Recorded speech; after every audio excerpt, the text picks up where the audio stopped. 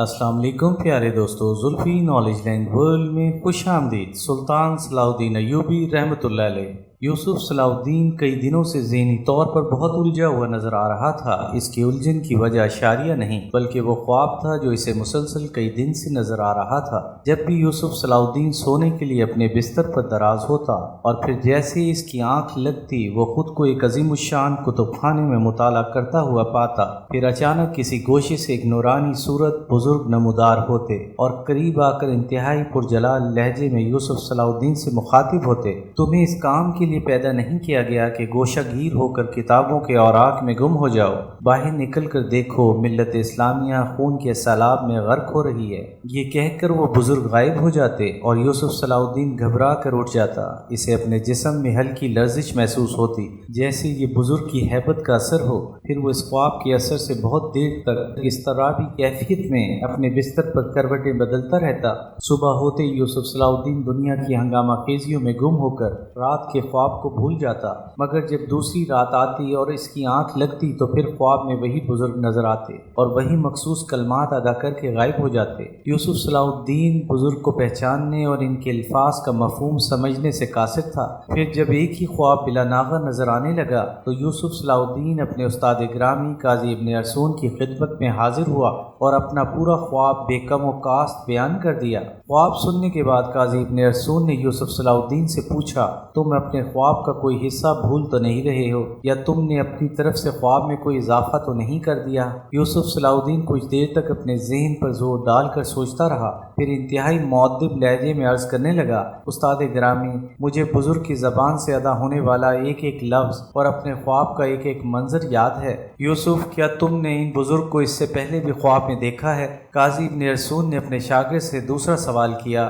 بس اسی خواب کے حوالے سے ان بزرگ کو مسلسل خواب میں دیکھا ہے، اس سے پہلے وہ کبھی نظر نہیں آئے۔ یوسف صلاح الدین نے عرض کیا۔ قاضی ابن ارسطو کچھ دیر تک یوسف صلاح الدین کی پیشانی کو بہت غور سے دیکھتے رہے، پھر نہایت محبت آمیز لہجے میں کہنے لگے، یوسف، تم نے یہ خواب کسی اور کے سامنے تو بیان نہیں کیا ہے؟ استاد محترم، پہلے تو میں خود ہی کئی دن تک اس خواب کی تعبیر سمجھنے کی کوشش کرتا رہا۔ یوسف صلاح الدین نے بصد احترام عرض کیا، پھر جب عاجز آ گیا تو آپ کی خدمت عالیہ میں حاضر ہو گیا۔ یوسف صلاح الدین کا جواب سن کر قاضی ابن ارسطو نے اپنی آنکھیں بند کر لیں۔ انہیں دیکھ کر محسوس ہوتا تھا جیسے وہ اس وقت مراقبے کی حالت میں ہوں۔ پھر کچھ دیر بعد قاضی ابن ارسطو نے اپنی آنکھیں کھول لیں اور اپنے شاگرد سے مخاطب ہو کر بولے، تم اپنا یہ خواب کسی سے بیان کرنا بھی نہیں، یہ ایک غیبی اشارہ ہے۔ اللہ تعالیٰ نے دنیا کے تمام انسانوں کو مختلف ذمہ داریاں دے کر اس عالم اسباب میں بھیجا ہے۔ میں تمہارے ذوق علم سے خوب واقف ہوں، مگر قدرت کو کچھ اور ہی منظور ہے، وہ تمہارے ہاتھوں میں قلم کے بجائے شمشیر دیکھنا چاہتی ہے۔ یہ کہہ کر قاضی ابن ارسطو کچھ دیر کے لیے خاموش ہو گئے۔ یوسف صلاح الدین اپنے خواب کی تعبیر سن کر کچھ دیر تک حیرت کی کیفیت سے دوچار رہا، پھر مؤدب لہجے میں عرض کرنے لگا، استاد گرامی، مجھے قتال و جدال، مال و منال اور منصب و جاہ سے کوئی رغبت نہیں۔ یہ شاہ سواری اور شمشیر زنی بھی میں نے والد محترم کے اصرار پر سیکھی ہے، ورنہ شعر و شاعری میرا تیر و کمان، قلم میری شمشیر اور مناظروں کی مجلس سے میرا میدان جنگ ہے۔ دنیا کی باقی چیزوں کو میں کوئی اہمیت نہیں دیتا۔ قاضی ابن ارسطو اپنے شاگرد خاص کے فطری رجحان سے واقف تھے، اس لیے جواب دینے میں کسی قدر تاخیر سے کام لیا۔ پھر نہایت پرسوز لہجے میں یوسف صلاح الدین سے مخاطب ہوئے، آج میں تمہیں افضل البشر امیر المومنین حضرت ابو بکر صدیق رضی اللہ تعالیٰ عنہ کا ایک قول مبارک سناتا ہوں، اس کے ایک ایک حرف کو غور سے سنو اور ہمیشہ کے لیے ذہن نشین کر لو۔ استاد گرامی کی اس فہمائش پر یوسف صلاح الدین ہمہ گوش ہو گیا۔ خلیفہ اول نے فرمایا کہ جو قوم جہاد ترک کر دیتی ہے اللہ تعالیٰ اسے دنیا میں ذلیل و خوار کر دیتا ہے۔ حضرت صدیق اکبر رضی اللہ تعالیٰ عنہ کا قول مبارک بیان کرتے کرتے قاضی ابن ارسطو کی آنکھوں میں آنسو آ گئے۔ یوسف، تمہیں یہ راز معلوم ہے کہ تلوار اسلامی سرحدوں اور کتب خانوں کی حفاظت کرتی ہے۔ طرابلس کا عظیم الشان کتب خانہ عیسائیوں نے صرف اس لیے جلا کر خاکستر کر دیا کہ اس کی حفاظت کے لیے تلواریں اور سپاہی نہیں تھے۔ قاضی ابن ارسطو کی مختصر تقریر اس قدر اثر انگیز تھی کہ یوسف صلاح الدین کا روا روا کھڑا ہو گیا اور اسے یوں محسوس ہونے لگا جیسے پورے بدن میں چنگاریاں سی بھر گئی ہوں۔ یہ تمہارے لیے عظیم خوشخبری ہے کہ تمہیں اس طرح خواب میں تنبیہ کی گئی۔ ہم تو ناکارہ لوگ لوگ تھے کہ زندگی بھر ایک گوشے میں پڑے رہے، مگر تمہارے سامنے ایک عظیم تر مقصد حیات ہے۔ قاضی ابن ارسطون نے رقت آمیز لہجے میں کہا، اگر تم کتب خانہ چھوڑ کر میدان جنگ کا رخ نہیں کرو گے تو اللہ بے نیاز ہے، وہ کسی اور کو منتخب کر لے گا۔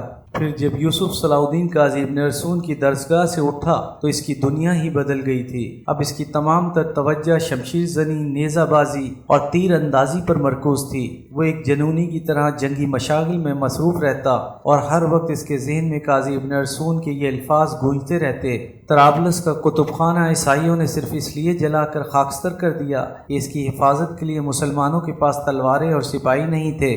جولسن ثانی جسے سلطان نور الدین محمود زنگی رحمۃ اللہ علیہ نے اندھا کرا کے حلب کے قید خانے میں ڈال دیا تھا، وہ آج بھی ایڈیسیا کی تباہی اور اپنے گم شدہ اقتدار کو یاد کر کے اکثر رات کی تنہائیوں میں رویا کرتا تھا۔ اور دوسری طرف شودا باز سینٹ برنارڈ صلیب ہاتھ میں لیے ہوئے عیسائی سلطنتوں کا طوفانی دورہ کر رہا تھا۔ پہلے اس نے ایڈیسیا کی بربادی کا مرثیہ پڑھ کر شاہ فرانس لوئس ہفتم کو صلیبی جنگ کے لیے آمادہ کیا، پھر وہ فریاد اور سینہ کوبی کرتا ہوا جرمنی کے شہنشاہ کونرڈ سوم کے دربار میں پہنچا اور اسے مقدس جنگ میں شامل ہونے کی ترغیب دی۔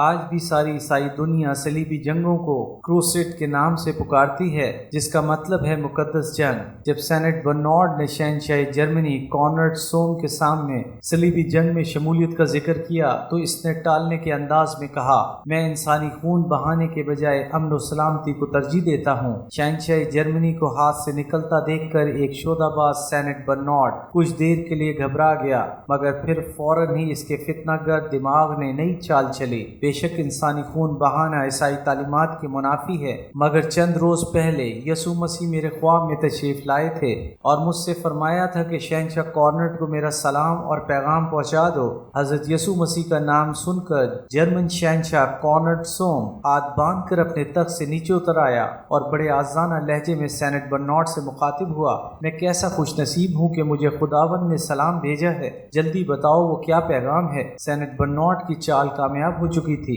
اس نے ایک لمحہ ضائع کیے بغیر شہنشاہ جرمنی کے دل و دماغ پر بھرپور ضرب لگائے۔ خداوند یسوع مسیح نے آپ کا نام لے کر فرمایا تھا کہ کیا کونرڈ اتنی جلدی ایڈیسیا کے عیسائیوں پر ڈھائے جانے والے مظالم کو بھول گیا؟ سینٹ برنارڈ کے الفاظ سنتے ہی شہنشاہ جرمنی بدحواس ہو گیا۔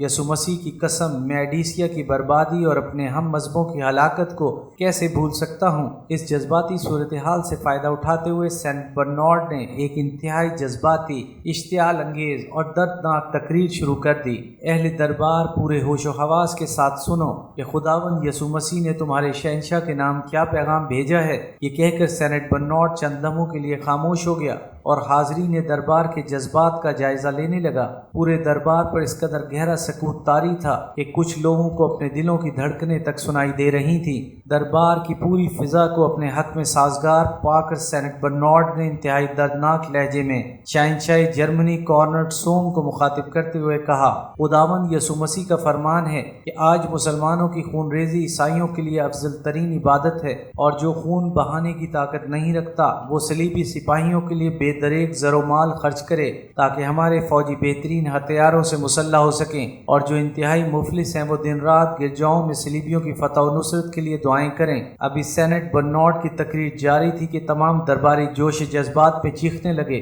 صلیب کی حفاظت کے لیے ہمارے جان و مال، گھر بار اور عزت و ناموس سب کچھ حاضر ہے۔ سینٹ برنارڈ بڑی اعارانہ خاموشی سے درباریوں کے پرجوش نعرے سنتا رہا۔ پھر جب یہ شور ختم ہوا تو اس کذاب جادوگر نے شہنشاہ جرمنی اور اس کے درباریوں پر آخری ضرب لگاتے ہوئے کہا، اور خداوند یسوع مسیح کے آخری الفاظ بھی سن لو کہ جو شخص بھی اس مقدس جنگ میں شریک ہونے سے گریز کرے گا وہ عیسائیت سے خارج ہو جائے گا، پھر اس کی کم سے کم سزا یہ ہوگی کہ آسمانی قہر نازل ہوگا اور پوری بستی مٹا دی جائے گی۔ سینٹ برنارڈ نے اپنے پیغمبر حضرت عیسیٰ علیہ السلام کی ذات مقدس سے ایک بہت بڑا جھوٹ منسوب کر کے شہنشاہ جرمنی کونرڈ سوم اور اس کے معزز درباریوں کو شیشے میں اتار لیا تھا۔ سینٹ برنارڈ کی تقریر ختم ہونے کے بعد شہنشاہ جرمنی دوبارہ اپنے تخت پر بیٹھ گیا۔ اب اس کا سفید چہرہ شدت جذبات سے سرخ ہو رہا تھا۔ پھر اس نے قریب رکھی ہوئی اپنی تلوار اٹھائی جس کے دستے پر انتہائی قیمتی پتھر، یاقوت पुखराज और अलमास जड़े हुए थे। कदीम तोहम परस्तों का अकीदा था कि इन पत्थरों से आरास्ता तलवार जिस शख्स के हाथ में होगी वो मैदान जंग में अपने दुश्मनों पर गालिब रहेगा। शहंशाह जर्मनी कॉर्नर्ड सोम ने अपनी शमशीर को बेनियाम किया, फिर इसे हवा में लहराते हुए हाज़रीन दरबार से मुखातिब हुआ। ये शमशीर दुनिया के तमाम ईसाइयों की महाफिज है। जर्मनी के गोशे गोशे में मेरा पैगाम पहुंचा दो कि आज से हर सलीबी पर ऐश व इशरत हराम है।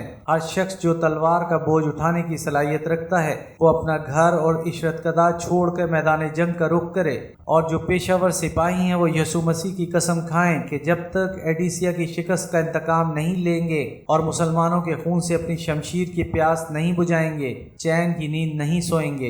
एपिसोड 15 इख्तिताम पजीर हुई।